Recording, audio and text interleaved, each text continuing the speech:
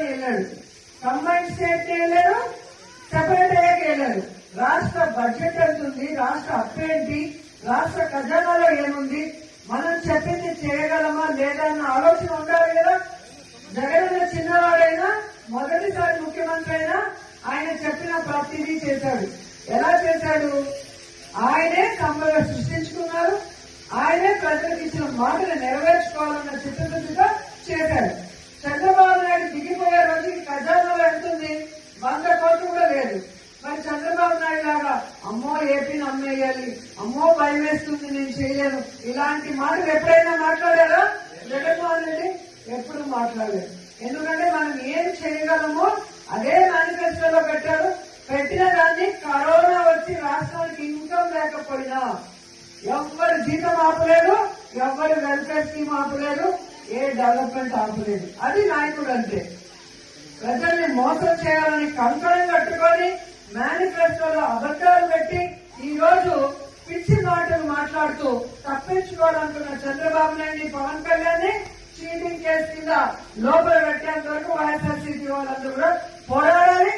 ఇప్పటికైనా ఆ కూటమి ప్రభుత్వం ఇచ్చిన వాగ్దానాలు నెరవేరిస్తే కనీసం ప్రజల్లో వాళ్ళకి కొంచెమైనా అయ్యో పాపమైన ఆలోచించే అవకాశం ఉంటుందని కూడా ఈ సందర్భంగా తెలియజేసుకుంటున్నారు. ఎందుకంటే జగన్మోహన్ రెడ్డి గారు ఉన్నప్పుడు మహిళలకి వాళ్ళ పేరు మీద ఇళ్ల పట్టాలు ఇచ్చారు. ఇక్కడ ఎన్హెచ్ మీద మీరు చూసారు, ఎంత మంచి చోట మనం ఇవ్వడం జరిగింది. నేను మంత్రి అయిన మొదటి కేబినెట్ లో ఈ నిండులో ఆగిపోయిన ల్యాండ్ అన్ని కూడా ఏ విధంగా జగన్ గారు చెప్పి కేబినెట్ లో అప్రూవ్ చేసుకుని మనం ఇళ్ల పట్టాలు ఇవ్వడం జరిగింది. అది మీ మీద ఉన్న అభిమానం, నాకున్న అభిమానం, జగన్ ఉన్నకున్న అభిమానం. మనం కోరిన వెంటనే పేదవాళ్ళకి మనం ఇల్లు ఇవ్వాలి. ఈ సమస్య అనగానే అది ఎలా పరిష్కరించి జగనన్న చేశారో మీ అందరూ కూడా గమనించాలి. అలాగే ఇదే మండలంలో ఉన్నారు గతంలో ఉన్న ఎమ్మెల్యేలు కానీ, నెక్స్ట్ మన శ్రీశైలం బోర్డు చైర్మన్ ఇక్కడే జడ్పీటీసీగా చేశారు. కానీ ఈ మండలానికి ఏమైనా చేశారో మీరు ఆలోచించండి.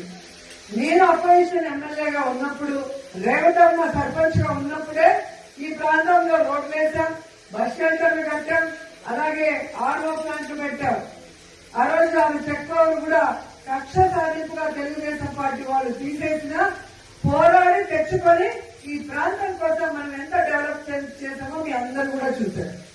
అలాగే ఈ రోజు మన అధికారం వచ్చాక వారింటికి నేను భోజనానికి వెళ్ళినప్పుడు ఆ ప్రాంతంలో ఆ టెంపుల్ ది శిథిలావస్థలో మొత్తం మట్టి దిబ్బగా ఉంటే ఏంటి అని అడిగినప్పుడు ఈ ప్రాంతానికి ఒక ఇంపార్టెన్స్ ఉంది, ఒక